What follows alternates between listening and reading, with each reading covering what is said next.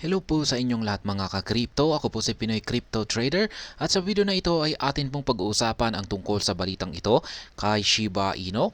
Kung saan ang sabi niya rito ay number of Shiba Inu millionaires o may ilang bilang ng mga Shiba Inu millionaires. Yan, mga milyonaryo po dito kay Shiba Inu.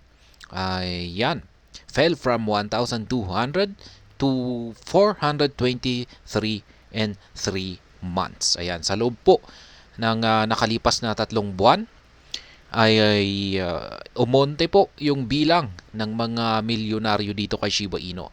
Mula sa 1,200 na dating bilang nito ay bumagsak po ito ng 423 na lamang. At ayan, bago po tayo magpatuloy, ay nais ko po munang bigyang linaw ang aking disclaimer kung saan ang nilalaman po ng video na ito ay hindi po ito isang financial advice. For education and information purposes lamang po ang layunin nito. Nais ko na rin pong magbigay babala na wala pong kahit anumang group chat ang Pinoy Crypto Trader. Ayan po mga kakiripto, parang hindi po ito isang magandang balita kasi yan umonte po yung mga milyonaryo ng Shiba Inu. Yan, at dulot po niyan yung nitong pagbagsak ng market price ni Shiba Inu. Kaya ayan, ang sabi po dito ay the massive plunge of SHIB price. Ayan, malaki pong pagbagsak sa presyo ni Shiba Inu. Yan, in recent times has resulted in many Shiba Inu investors losing their millionaire status. Ayan. Kasi kapag binabantayan po natin yung trading chart ni Shiba Inu, ay mapapansin po natin na talagang malaki po yung kanyang binagsak. Kaya yan, at saka marami pong mga nakabili ng marami. Ayan, maraming mga Shiba Inu tokens. At ito po ay bumagsak kaya ayan, mula sa pagiging milyonaryo, ayan, tanggal na po sila. Ayan, kasi lumiit po yung halaga ng kanilang hawak na Shiba Inu tokens. Ayan, hindi na po milyon, hindi na po, wala na po sa milyon yung value ng kanilang mga holdings na Shiba Inu tokens. Ayan, this massive collapse has depreciated the value of SHIB held by investors. Yan na nga yung sinabi ko kanina, na yung massive collapse na ito or malakihang pagbagsak sa market price ni Shiba Inu ay ito po yung nagdulot para maapektuhan yan or bumaba yung value ng mga Shiba Inu tokens na hawak ng mga investors. Many addresses have lost their millionaire status in the past 3 months due to SHIB's price plunge. Ayan. Nangyari po ito, napakabilis po nangyari po ito sa loob lamang ng 3 buwan. Ayan, marami po sa mga addresses. Ayan, yung binabantayan po rito, yung parang basihan po rito kung bakit nila nalaman na marami. Ayan, maraming mga investors ng Shiba Inu ang nawalan ng millionaire status ay sa pamamagitan po ng pagmo-monitor sa kanilang mga addresses. Ayan po, according to fresh data, crypto addresses holding between $1 million and $10 million worth of SHIB have dropped to 377. Ayan, nakitaan daw po nila na yung mga crypto addresses ng Shiba Inu na yan nagko-hold ng amount na or nagkakahalaga. Yan, si mga Shiba Inu tokens na nagkakahalaga ng 1 million hanggang 10 million ay bumagsak raw po ito sa bilang na 377 lamang. Ayan.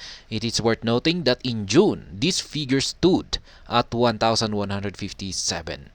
Ayan. Nung nakalipas na buwan ng June, yan, yung ganito na sitwasyon noon ay nasa 1,157. Yan, yung mga bilang ng mga crypto addresses na nagkakahalaga ng 1 million to 10 million dollars. Kaya yan.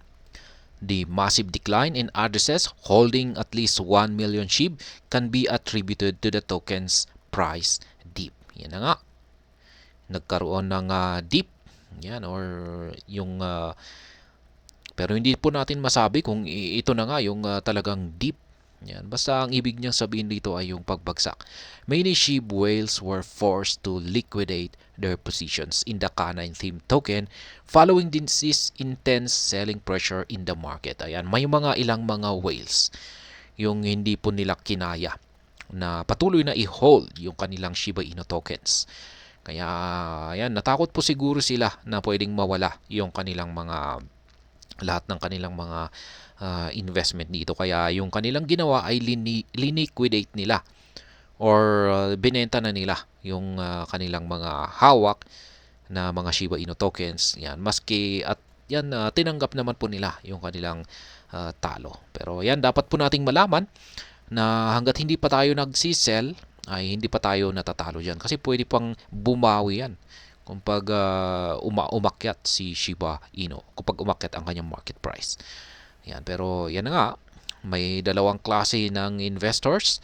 Yung matitibay yung kanilang kamay, yan, yung tinatawag nilang strong hands, at yung mga weak hands naman. Yung mga weak hands ay sila po yung yan, napapabenta kung pag sa tingin nila ay ayan na, hindi makakabawi ang isang crypto asset.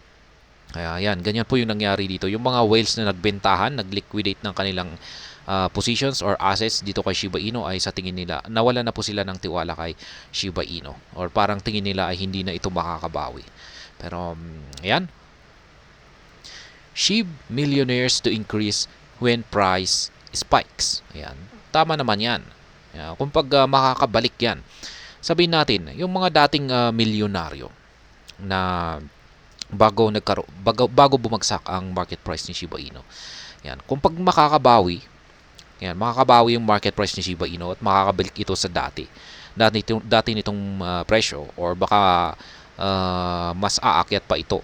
Ay syempre babalik yung kanilang millionaire status. Yan, ganyan lang naman po kasi ang behavior ng market kung saan ito ay tataas at babagsak. Ayan, nakadepende lamang po kasi ito sa kung gaano tayo kalakas, katindi sa pag-hold. The number of SHIB millionaires is expected to increase when the price of the crypto asset rallies. Yan na nga. For many market analysts, a SHIB rally is imminent and would take many by surprise. Ayan, sabi rito na marami raw po sa mga market analysts ang nagsasabi na malapit na raw po. Yan, malapit na ang rally ni Shiba Inu. Yan, magugulat na lamang daw po yung karamihan rito kapag nangyari ito. Ito ay isang sorpresa, nakakasorpresa na pangyayari kung pag biglang nag-rally si Shiba Inu.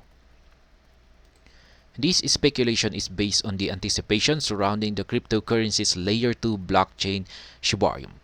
Notably, Shibarium is expected to reduce the number of SHIBs in circulation via Verge. It plans to achieve this feat by using a part of transaction fees within the network to buy and burn SHIB.